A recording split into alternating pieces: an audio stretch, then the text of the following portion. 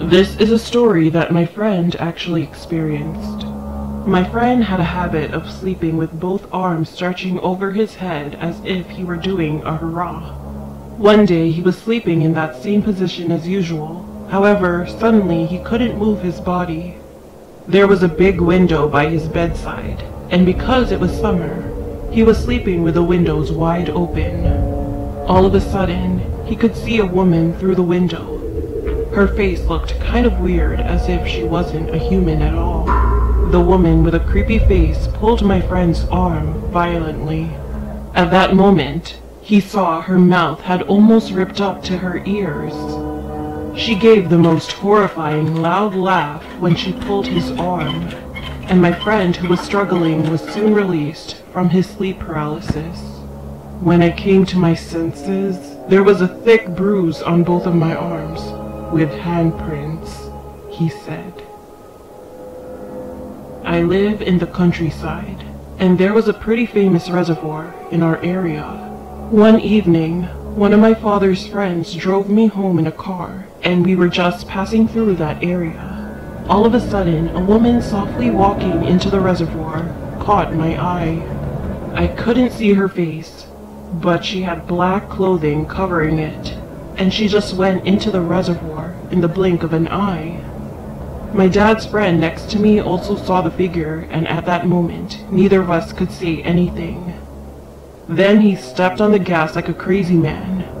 After arriving home, he made sure I went inside the house and even said to me to not forget to check the door before I go to bed.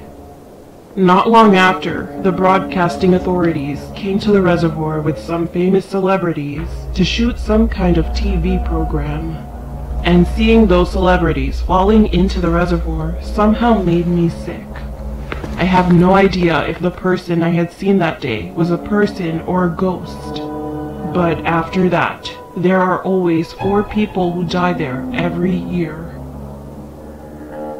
When I was young, there was an accident where one of my older sister's classmates slipped on ice while playing and died of a concussion.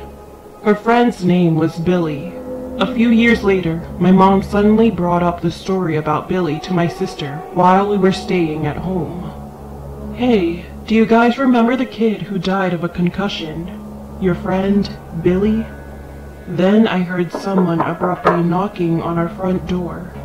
The apartment where I lived had a hallway with several houses side by side, but the hallway was kind of old, so the sound of people walking around outside seemed very loud.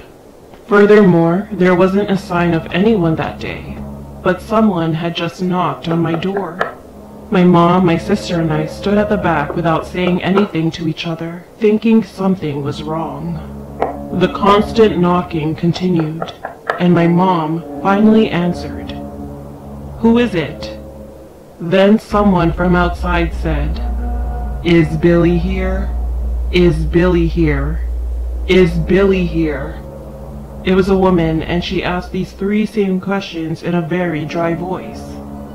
"No, he's not here." When my mom said it like this, it became quiet outside. And when I looked through the peephole, she was already gone. I couldn't even hear the sound of footsteps. To this day, I still wonder who she was.